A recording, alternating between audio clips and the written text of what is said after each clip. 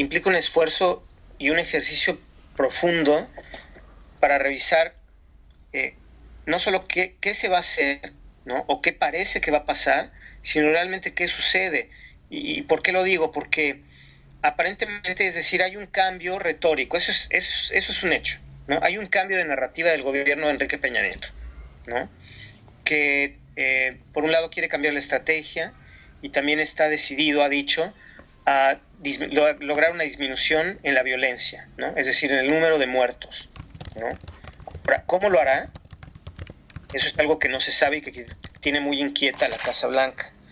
Pero cabría preguntarnos, bueno, ¿será un cambio esto que anuncia Enrique Peña Nieto simplemente, o sea, será un verdadero cambio o será un cambio nada más retórico, ¿no? Un cambio de matices, ¿no? O cosmético, porque pues en la narrativa, ¿verdad?, gubernamental y en la información que publican los medios, la guerra se puede acabar mañana mismo.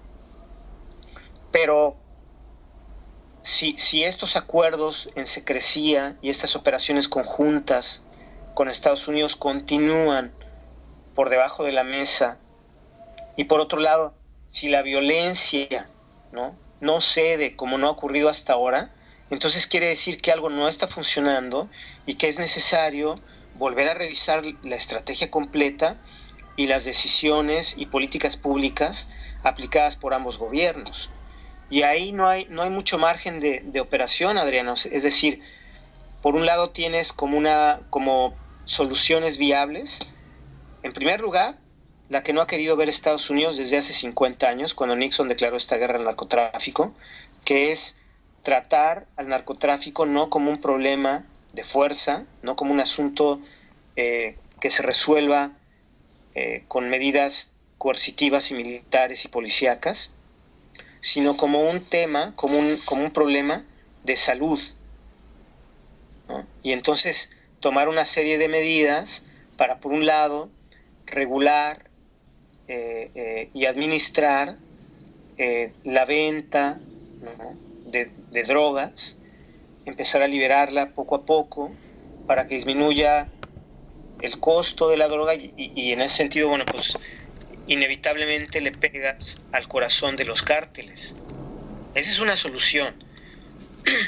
Otra solución u otro camino, bueno, pues es continuar como hasta ahora, ¿no? Que es lo que a Estados Unidos, pues no sé, pues quizá le conviene porque hay tantos intereses, ¿no? O sea, Estados Unidos es el principal exportador de armas en el mundo, Adriana.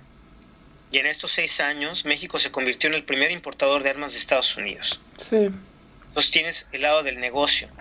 Entonces, ¿qué puede pasar? Pues que esto siga como hasta ahora igual, ¿no? Es decir, una ofensiva de ambos gobiernos en sociedad contra los cárteles de la droga, que en Estados Unidos continúe el consumo invariable, como hasta ahora, que no haya un descenso real, y que en México continuemos poniendo la cuota de sangre y de muertos, ¿no? Sí. Y la tercera opción, pues es que regresemos a situaciones y entendidos de antes. En Estados Unidos, en la Casa Blanca, había un gran temor, Adriana, un año antes de la elección en México, la elección de julio del año pasado, no solo por el retorno del PRI y lo que esto pudiese significar en términos de autoritarismo y demás, sino porque se reeditaran viejos pactos, entre otros los pactos nunca reconocidos, pero que todos sabemos que existieron, entre los distintos niveles de gobierno en México y el narcotráfico. Entonces, hoy día, al ya cumplirse 3 meses casi, ¿no? O más de 3 meses del gobierno de Peña Nieto. ¿Sigues ahí, Adriana? Sí, aquí estoy.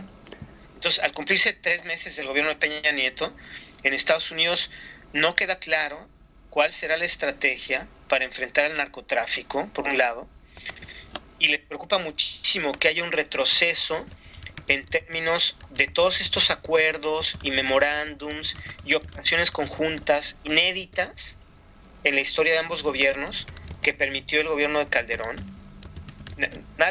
No se sabe en Estados Unidos si esto continuará o se acabará con la llegada del PRI.